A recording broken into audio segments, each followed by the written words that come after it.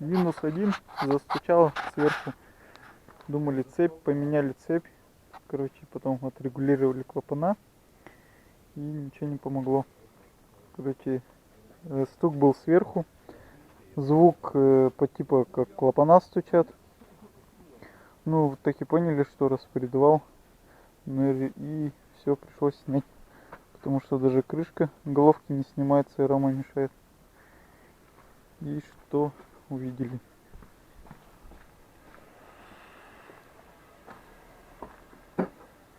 Где он? Вот этот гребаный распредвал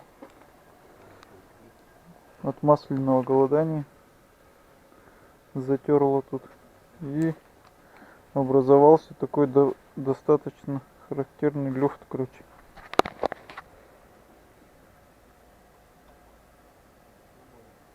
Ну, короче, нормально, полмиллиметра люфт точно есть. Состояние, в принципе, неплохое двигателя. Клапана еще не так выработаны, но видно, топлива не хватало. Нагарчик тут скопился.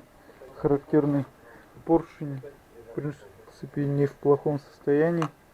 Не было задиров, ничего такого. Ну вот тут хотя прихваты были небольшие. Но это доработаем, доделаем. Ну и везде, как обычно, масло текло. На герметике все собрано было.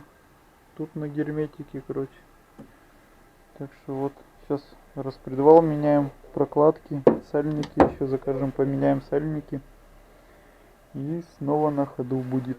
Цилиндр тоже у нас прокладка добрая. Новую, конечно, поставим. Выработки, в принципе, на цилиндре как таковой не было. Был небольшой доход. Вылетело. Ну, как обычно, Колян нахуй засунул просто и вылетело. Провод нет, почему? Свет есть. Вот. Но был небольшой доход. Выработки как таковой нету. Так что нормально сделаем хонинговку. И будет еще нормально ездить. Тут натяжитель у нас от скутера 157 двигателя. Подошел, пришлось немного подтачивать, потому что там стоит вот стартер и упирается в него. Подточили, нормально подошел, все ровненько. Ну все, на данный момент, короче, сейчас запчасти закажем и будем собирать.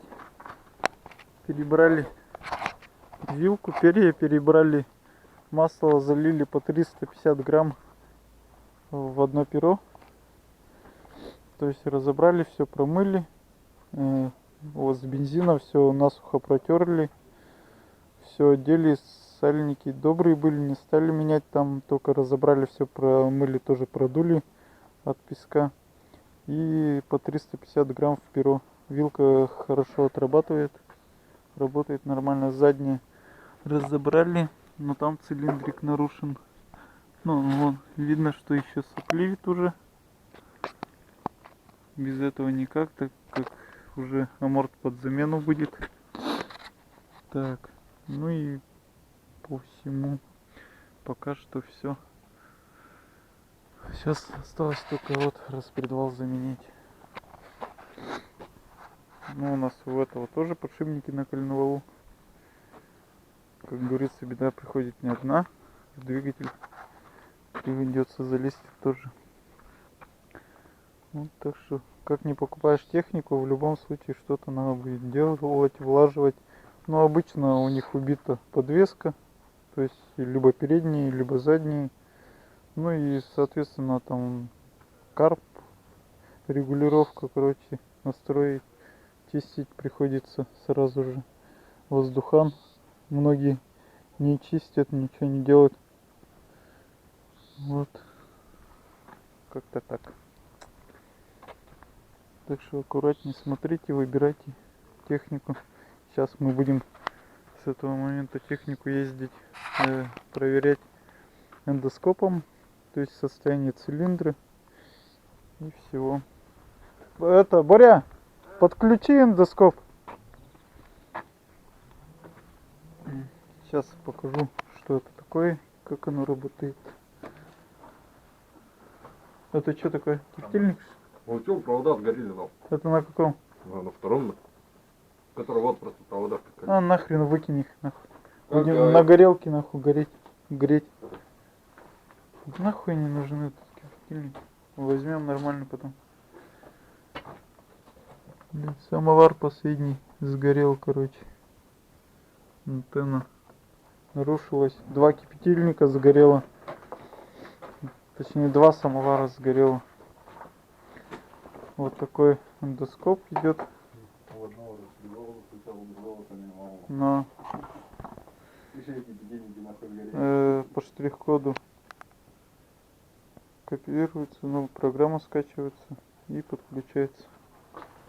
Ну, или так можете найти программку, скачать.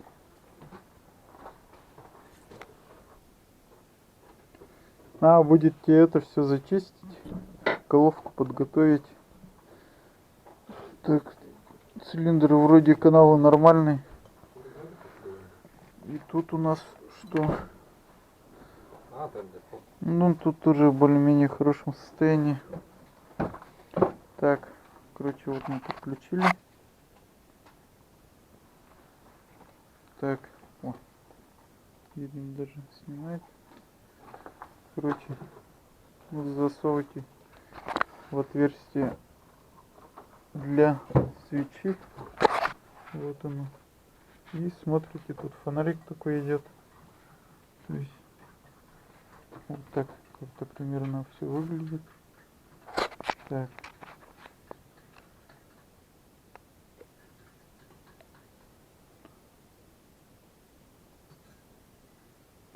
Качество не сказать, чтобы плохое было.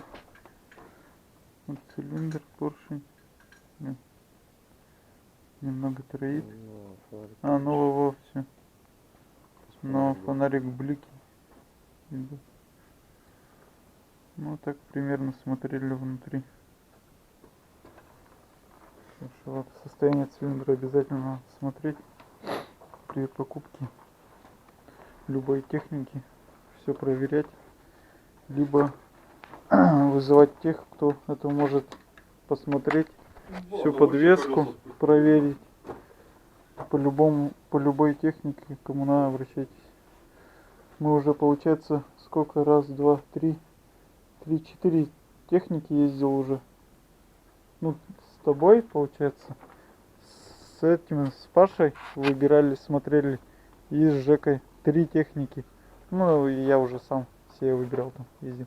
Нет, 4 еще с Шадринской Ирбис. Сейчас по более-менее уже наверстали вот это, косяки какие у них, большинство изнашивается, и поэтому и скидывали цену. То есть которые люди, конечно, тугие, знают, что он убитый, а, блядь, цену не скидывают. Так что, выбирая технику, сразу вот пару вариантов выбирайте и смотрите, не один вариант.